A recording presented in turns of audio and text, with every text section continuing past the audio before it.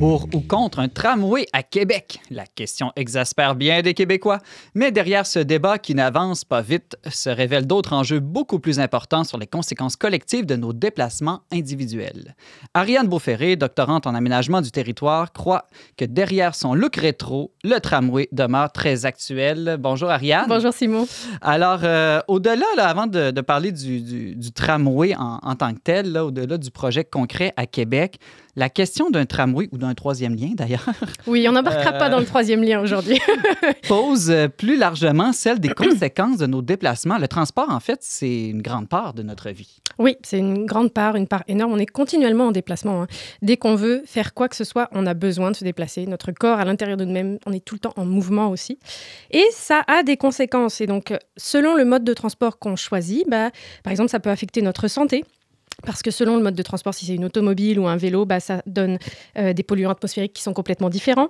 Ça peut entraîner des problèmes respiratoires, notamment en ville. Il y a des villes immenses. On peut penser en Chine, par exemple, à Hong Kong, où l'air est devenu complètement irrespirable, pas seulement à cause du transport, mais en partie. Il y a aussi la question de la qualité sonore. Donc, si je marche ou si je prends un autobus, ça n'a pas le même effet. Le transport urbain, par exemple, c'est la cause principale, c'est 80% du son en ville qui provient du transport qui n'est pas de la marche ou du vélo. On a aussi la question des îlots de chaleur. Donc, si on a besoin de se déplacer en automobile ou en autobus, par exemple, on a besoin de plus de routes, des routes asphaltées qui sont noires, qui vont accumuler de la chaleur en été énormément, la redégager pendant la nuit. Donc, on dort moins bien. Il y a les gens qui ont plus d'asthme. Ça augmente les maladies, la mortalité, on a besoin de plus de climatiseurs. Il y a des effets aussi qui sont sociaux.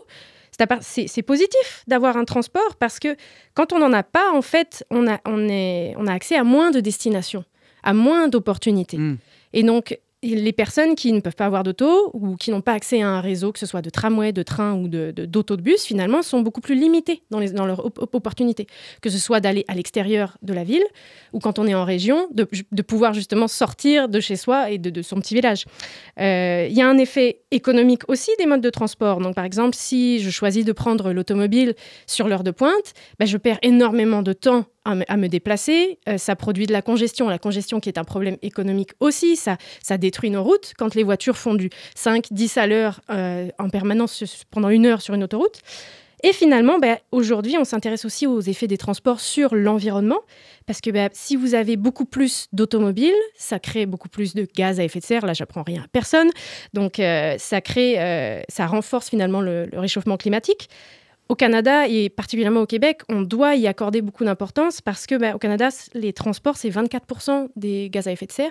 Et au Québec, on a de l'hydroélectricité, donc on peut se dire qu'on a un effet sur l'environnement qui est peut-être moindre au niveau des gaz à effet de serre, mais le transport demeure 43% des sources de gaz à effet de serre. Donc il y a tout ça, puis en plus de ça, les autos, les trains, les tramways, c'est bien beau, mais il leur faut une voie pour accéder. Ouais. Donc ça dégrade aussi des milieux naturels. Et quand il faut, en hiver, déclasser les voies, on utilise des sels de déglaçage, ça peut polluer notre eau.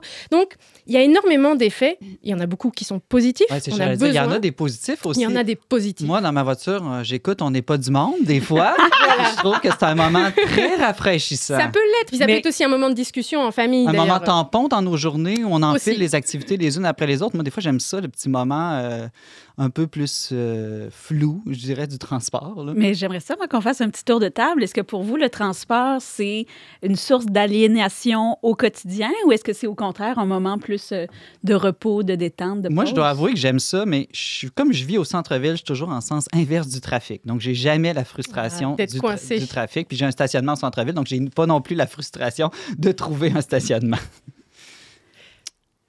Brigitte, Leslia. Non, mais moi, je vis sur la rive sud de Montréal. Je travaille à la maison. Mon mari travaille sur la rive sud.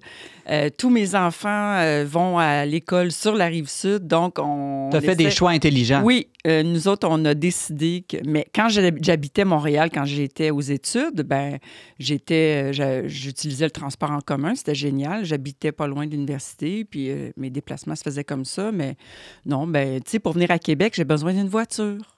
Donc, si je viens ici au bureau, c'est 2h30 de voiture. Donc, oui, je suis contente de l'avoir, ma voiture.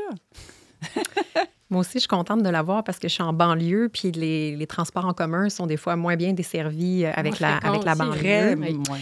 Donc, je suis contente, mais je suis contente aussi de faire mes petites commissions à pied. Donc, ce que je suis capable de faire, c'est bon pour la santé, ça fait bouger, puis en même temps, c'est bon pour l'environnement. Donc, l'équilibre, je pense. Avoir des déplacements multimodaux, comme on dit, d'utiliser plusieurs sortes. Puis, on en a besoin, en fait. Il n'y a pas une solution. Ça aussi, c'est quelque chose... j'aime beaucoup l'encyclique Laudato Si du pape François, et c'est quelque chose qui rappelle, il n'y a pas une solution qui va fonctionner pour toutes les villes du monde en question de transport ou pour n'importe quel sujet. Est-ce que c'est vrai, justement, Ariane, là, tu parles de l'encyclique plus environnementale du pape Oui. François, que le pape François a même écrit... Et pour le tramway à Québec? Peut-être. Pour les transports publics, Non, mais oui. qui s'inquiète des conséquences Tout des à fait. transports dans les Je grandes peux vous villes. lire un petit passage, c'est au numéro 153. Il va nous dire « La qualité de vie dans les villes est étroitement liée au transport, qui est souvent une cause de grande souffrance pour les habitants. Dans les villes circulent beaucoup d'automobiles, utilisées seulement par une ou deux personnes, raison pour laquelle la circulation devient difficile, le niveau de pollution élevé, d'énormes quantités d'énergie non renouvelable sont consommées et la construction d'autoroutes supplémentaires se révèle nécessaire, ainsi que des lieux de stationnement. Beaucoup de spécialistes sont unanimes sur la nécessité d'accorder la priorité au transport public, mais pas n'importe quel transport public non plus. Et donc, ces mesures sont nécessaires et seront à grand-peine acceptées pacifiquement par la société sans des améliorations substantielles de ce transport. Ça veut dire que ce transport ne doit pas être synonyme de traitement indigne infligé aux personnes à cause notamment de l'entassement, des désagréments ou de la faible fréquence et encore de l'insécurité. Mais quand tu as des jeunes enfants, là, je m'excuse, mais moi, c'est là que j'ai lâché C'est mon cas. l'autobus. C'est mon cas. Alors, c'est là que je me suis grillée d'une grosse vanne, Oui. OK? Puis que, ben c'est ça. Alors, oui, les autobus, c'est pas family-friendly. Essaie là. d'aller faire l'épicerie pour une famille avec un bébé dans un bras puis juste une C'est main pour tous les impossible. sacs d'épicerie. Tout à C'est fait. impossible. Ben Tout non, à ça fait. te prend C'est une pour auto. ça qu'il faut avoir plusieurs modes de déplacement qui sont possibles, qui sont disponibles. Parce que oui, quand on a une jeune famille, ça a été mon cas. J'ai été longtemps en autobus avec 1 ou 2 enfants. Par la suite, j'ai arrêté parce qu'on a changé de lieu, la garderie était trop loin. Il y a des contextes et des préférences individuelles et elles sont légitimes. C'est pas un problème. Mais il faut aussi penser à ceux qui n'ont pas d'option, ne peuvent pas s'acheter d'auto, ne peuvent pas prendre de taxi, ou ont besoin d'un transport parce que, par exemple, ils sont en fauteuil roulant. On doit avoir une multimodalité. Les étudiants aussi. Quand on est étudiant, si on vit en banlieue, là, c'est différent. Mais si on vit proche de l'université, on peut peut-être pas avoir un logement qui soit juste à côté de l'université ou de l'école. Question, par exemple, de loyer. Mais peut-être si on a un transport de 20 minutes qui est efficace, qui arrive sur les heures des cours, bah là, ça devient pertinent de financer ce transport public-là. OK, Ariane, là, je comprends bien que c'est pas de faire la guerre à l'automobile, Non. mais de diversifier les opportunités de Tout à fait. transport. L'un des transports publics qui a souvent fait là, les manchettes, je le disais, ces dernières années, c'est le tramway. Pourquoi est-ce qu'on a abandonné le tramway dans les années 50, C'est une 60 excellente si c'est question. si bon, au fond, comme moyen de transport Voilà. public? Alors, c'est une excellente question. Pourquoi est-ce qu'on l'a abandonné? Moi, j'aimerais qu'on revienne un peu en arrière, parce qu'il y a beaucoup de gens qui ne savent pas qu'il y a eu un tramway à Québec, il y a eu un tramway à Montréal, et il y a beaucoup de villes aussi en Europe, en Amérique du Nord, qui se sont dotées d'un tramway. Alors, le tramway, il est arrivé en 1860, et il était, selon vous, est-ce qu'il était électrique à l'époque? J'ai lu tes notes. T'as lu Je mes peux pas notes? répondre. À vapeur. Je sais À pas. vapeur, non! Je sais pas. Aucune Il idée. était tiré par des chevaux, tout simplement. Ah. Donc, il y avait des rails et il y avait un petit tramway qui était tiré par des chevaux. Il est arrivé à Québec, à Montréal. C'était premièrement pour des intérêts privés. C'est des financiers, des commerçants qui se sont mis ensemble. Ils ont mis 50 000, 100 000 $ sur la table. Ils se sont dit, nous, on se dote d'un tramway. Et ils ont fait des premières lignes et ça a été un grand succès. Pourquoi? Parce que le tramway, il est plus confortable que les carrosses, les calèches, les charrettes de l'époque et beaucoup moins cher. Si vous vouliez demander à un cocher de vous emmener quelque part en 1860, ça coûtait 25 cents par passager. Le tramway, c'était 5 sous. 5 sous pour aller sur la ligne. Donc, c'était très utile. Et en hiver, on n'utilisait plus les rails. D'ailleurs, les rails qui, à Québec, étaient en bois. Ça, c'est vraiment intéressant, alors qu'il y a plein d'autres endroits, c'était en métal. Et donc, en 1860, l'électricité est arrivée. Et donc là, on a commencé à installer des tramways électriques. Pourquoi? Parce que c'est évidemment plus puissant. On a un moteur, on peut avoir un plus grand tramway, avoir plus de gens à l'intérieur. C'est plus confortable, on peut aussi le chauffer. Il y avait des tramways avec même un poêle à l'intérieur. Donc là aussi, succès retentissant. Pour vous donner un ordre d'idée, on est à Montréal en 1880, il y a 21 km de rails, 100 véhicules et 11 millions de passagers par an. Et en 1892, on a 84 km de rails, 93... c'est ça, en 93, 84 km de rails et 17 millions de passagers. Donc, on est passé de 11 millions à 17 millions de passagers en l'espace d'un an et le réseau qui a été décuplé. À Québec aussi, le tramway, il a été utile pas seulement pour les ouvriers et les résidents, mais pour sortir les citadins de la ville, pour rendre accessible, par exemple, les chutes Montmorency, pour rendre accessible Sainte-Anne-de-Beaupré, même chose à Montréal. Le tramway servait à sortir de la ville. Et à partir du moment où on l'a relié au train de banlieue, il a permis aussi aux gens qui vivaient en région de revenir en ville, de pouvoir venir en ville faire des achats ou juste visiter les capitales. Ça s'est accéléré, ça s'est amélioré jusque dans les années 20-30 qui ont été l'âge d'or du tramway. Il y avait 513 km de rails à Montréal, 180 millions de passagers en moyenne par an. Et à Québec, on avait 12 lignes et ce qui était bien, longtemps, il y avait une ligne de Haute-Ville et une ligne de Basse-Ville et elles ont finalement été connectées. Et donc, quelqu'un qui habitait à Sainte-Foy pouvait se rendre jusqu'à Limoilou. Donc ça, c'était un grand changement aussi. Ça permettait finalement une meilleure cohésion dans la ville. Parce que nous, à Québec, on a le Cap Diamant qu'il faut grimper si on veut passer de la Basse à la Haute-Ville. Donc ça a permis aussi de modifier l'urbanisation de la ville, d'ouvrir aussi des nouveaux quartiers.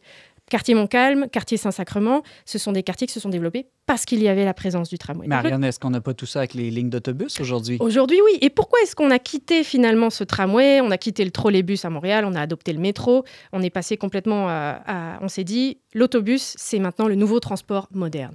Dans les années 50, en fait, l'automobile est devenue beaucoup plus abordable, appréciée de la population. Bien évidemment, on prend son auto, on peut aller un peu n'importe où. C'était révolutionnaire et on ne connaissait pas les effets environnementaux encore que ça pouvait avoir sur la qualité de l'air localement, sur le réchauffement climatique. Et donc l'autobus, c'est devenu finalement le nouveau transport moderne, beaucoup plus flexible. Les villes de Montréal et de Québec se sont beaucoup étalées. Et donc, on avait besoin d'avoir des autobus qui soient capables de se rendre beaucoup plus loin. On ne pouvait pas financer ça avec un tramway. Et en plus, dans l'imaginaire collectif, le tramway, ça appartenait déjà au passé. C'était quelque chose d'ancien. Fallait qu'on aille vers la nouveauté, vers le transport moderne. Et aujourd'hui, c'est l'inverse. Là, j'allais dire, aujourd'hui, la mode est au vintage, au La rétro. mode est au vintage, mais un rétro quand même qui a changé beaucoup. Pourquoi est-ce qu'on revient au tramway? Parce qu'aujourd'hui, les opportunités technologiques sont différentes, parce qu'on a aussi des intérêts qui sont différents. On veut pouvoir prendre un peu mieux soin de notre environnement. On a de la congestion routière qu'il n'y avait pas encore dans les années 50. Et le tramway, il a de nombreux avantages là-dessus. Il a été instauré dans les années 2000 en Europe d'abord, et là, il revient au Québec et en Amérique du Nord. Alors, les avantages du tramway, déjà, ça peut réduire la congestion en ville, parce que si des personnes qui sont en centre-ville n'ont pas besoin de prendre leur auto et montent dans un tramway, ça fait moins d'auto sur la route. Il est plus rapide et plus confortable que l'autobus. Il est sur des voies qui sont réservées et prioritaires. Les autobus peuvent avoir des voies réservées qui d'ailleurs elles-mêmes sont parfois congestionnées parce qu'on a une enfilade d'autobus les uns après les autres. Alors que le tramway, c'est pas son cas. Il arrive à l'heure, il s'en va, il fait sa route, il est prioritaire, les intersections, il s'arrête pas. Il est moins bruyant. En ville, aujourd'hui, on a un niveau de bruit, on s'en rend peut-être pas compte, mais qui a beaucoup augmenté dans les dernières années. Comme je le disais, c'est beaucoup à cause du transport routier. Le tramway, il est moins bruyant qu'un autobus. Donc, il passe, puis on l'entend quasiment pas. Le bruit qu'il y a, c'est quand on va construire le tramway. Donc là, c'est problématique. Mais sur le long terme, après, c'est beaucoup mieux. Et finalement, il dégage moins de gaz à effet de serre et il n'y a pas toute cette pollution aussi des pots d'échappement, donc pollution respiratoire. Parce que c'est électrique. Parce que c'est électrique. Là, je ne veux pas partir un débat, mais j'ai comme pas le choix. Vas-y. Mais il reste quand même que le tramway qui nous annonce ici, il va y avoir des fils. Il me semble revenir à des fils, ça enlaidit la ville. Il va être surélevé à cause de l'hiver, donc les autos pourront plus tourner à gauche pour entrer dans les entrées, les commerces, des choses comme ça. Puis c'est fixe surtout. Donc c'est pas aussi flexible qu'une ligne d'autobus. Si un nouveau quartier se développe plus dans 10 ans, trop tard, la ligne elle a été mise à tel endroit, puis elle ne peut plus bouger. Mais ce qu'on voit dans l'histoire, c'est que oui, ça peut bouger. On peut ajouter des lignes. Donc, le premier, un réseau, quand il est proposé, c'est d'ailleurs le cas ce qui est arrivé avec le métro. Le métro, on a fait 2 lignes en 1966 en prévision de l'Expo universelle. Ensuite, il s'est agrandi parce que la ville change. La ville change, les gens on va dire les catégories de personnes ne sont pas toujours au même endroit. On le voit aussi, il peut y avoir de la gentrification à certains endroits. Aujourd'hui, les plus démunis, par exemple, sont plus dans le quartier Vanier. Donc, la ville change et donc le réseau peut changer, même si oui, le tramway est fixe. Mais ça ne veut pas dire qu'on oublie l'autobus. L'autobus est encore là. La flotte d'autobus est encore là. Et vu que le tramway il va se retrouver sur certains axes, le réseau de transport de la capitale, ces autobus, il va les mettre à la poubelle. Il va juste les redistribuer dans les autres quartiers et parfois dans des banlieues aussi. Donc, c'est pas la fin de l'autobus et même pas la fin de l'automobile non plus, si je t'entends bien. Non plus, parce que y a des personnes qui peuvent pas se passer d'automobile. On va pas supprimer le transport automobile en centre-ville non plus, parce que ce qui fait en sorte que collectivement, on a moins de congestion, qu'on a moins de problèmes respiratoires, c'est parce qu'on a cette multimodalité. Le tramway aussi, ce qu'il fait, c'est que on n'installe pas juste le tramway comme ça dans la rue, puis on fait un trou, on le met là. Non, on réaménage toute la rue.